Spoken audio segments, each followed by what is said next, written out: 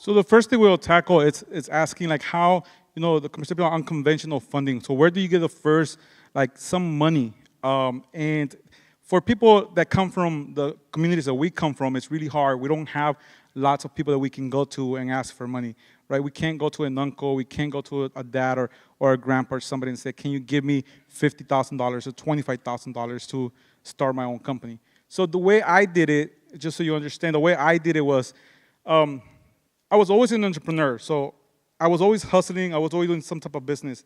My first business was in a tech space. It was building online platforms to teach kids just any lessons, and I did it with charter schools. And what I saw that was a very lucrative and started coming in, the money started coming in, but I decided to literally, and a lot of people made fun of me, but a lot of people said, don't move in with your parents. So I decided to move in with my parents. We were cramped. It was hard to be in there. It was real. But after a year, I was able to save about $10,000, right? And those $10,000 was able to allow me to start part-time doing my business. So I started doing it part-time and just hustling on the side.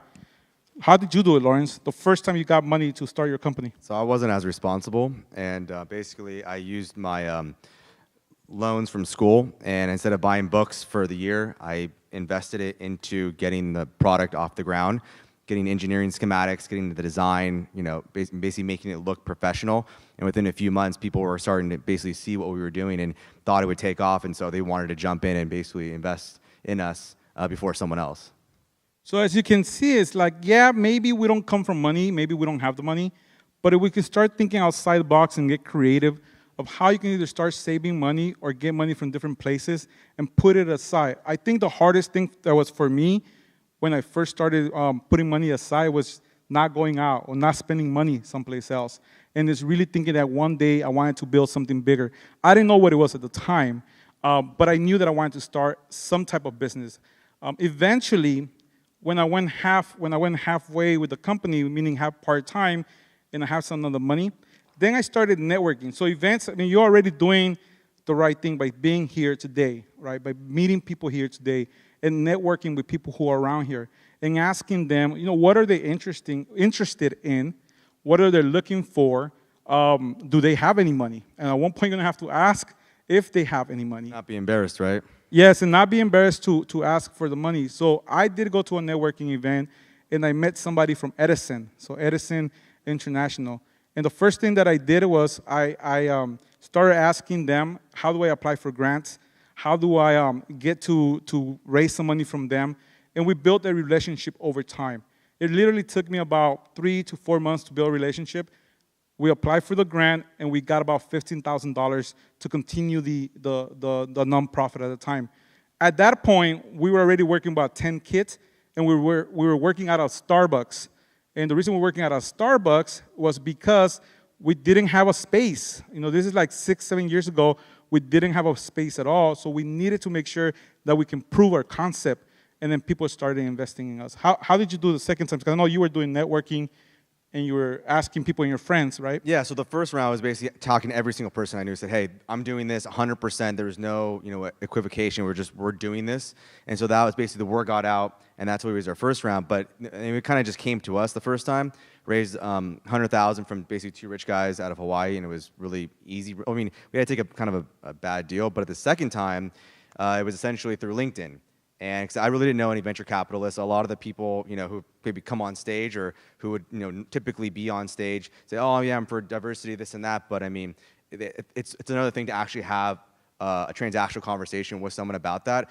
And so I just hit up investor after investor, call after call after call. And then finally I said, oh, investor X, who had shown some interest, who was up in San Francisco. I said, well, I'm gonna happen to be in town next week. Let's meet up for coffee. I literally just went to San Francisco just to meet him. He introduced us to basically his investor in his investment group, and basically a few months after that, we would raise our second round. So can you talk, we talked about this before, can you talk a little bit about that component where you were telling your friends about the business that you were doing? Right, because essentially I didn't know any investors when we were first raising our basically I put a little bit of money in, we were building the product, and then at that point, I was just telling everybody I knew, hey, this is what I'm working on, this is what I'm working on, raising some funds, this is what I'm doing, literally just for months doing that.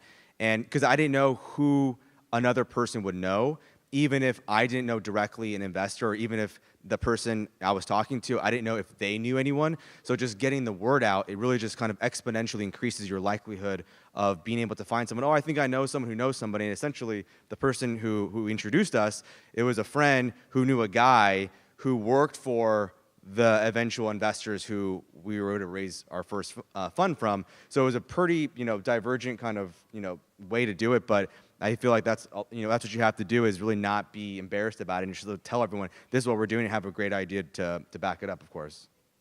And then the third component, it's really trying to figure out how can you do this online as well, right? There's a lot of things that you can use, the crowdsourcing that you can use online, crowdfunding that you can use online to be able to do it. We both use different platforms to go to the next level. Like he mentioned, he used LinkedIn. Can you explain that the hustle behind being on LinkedIn all the time, trying to figure out who can give you money to get to that person that you met in San Francisco? Essentially, I had a prepared kind of quick thing. Didn't want to make it too much like a pitch. It was kind of just like, hey, I know you do this. Hey, we're doing this. Let's jump on a call. And most people said no. And then for the one people you did meet, it actually turned out fantastic. I was able to make connections with a guy who worked for Coke, who then led me to kind of executives at Pernod Ricard, who are the second largest alcohol company in the world. And I was just literally from, hustling, sending probably, 100 direct messages on LinkedIn every single day. And it was over a course of maybe 6 months. So it was just LinkedIn in the morning, making a list. Okay, I hit up this person's, yellow's warm, et cetera, and just breaking it down and then just following up. Yeah, for me, when I did the crowdfunding, so at one point when I had about $25,000 for the business, I wanted to go and raise $100,000. And what we did is when we went online and did a crowdfunding campaign.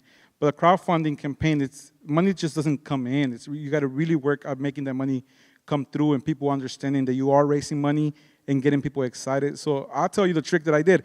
It was very simple. The campaign was happening. I wanted to raise $100,000, and I literally at one point I put in $5,000 myself, so people can really see that I was getting traction, or else people would have thought, oh, this doesn't matter. This guy doesn't know how to raise money. But as soon as I put those $5,000 in there myself, you could start seeing people putting in $50, $100, and people got excited. And then about a month into it, I got somebody else to put $5,000 in. And that got me to like $25,000. And people were like, oh my God, this is real. And it started growing and growing. And I got to the point that within about 3 months, we raised $100,000 to get the nonprofit going. And for nonprofit, it's tough to raise money. I think at the end of the day, we want you to remember is this: you got to ask everybody. At the end of the day, you just have to ask everybody. If you believe in your company, you have to ask anybody that you know. $10, $15, $50, $100, $200K. You have to ask everybody. The last thing I'll say is, we've been doing this for a very long time. By asking everybody, we just talked to the current price, the council member of CD9 and the mayor who was here a little bit earlier, and literally we asked, hey, can we get a building in the city? Right? I don't know how that works. I didn't know what was happening, but I asked, right? June 30th, we'll be opening up a building in South Central LA that is the first, it's the first tech hub. I mean, 3D printer, drones, people, startups going to be in there in South Central LA. And I think that we are people, black and browns, we can do it. We can do this. We just got to get out there and ask for that money and just not be ashamed of doing it. Thank you very much. You guys have a great day.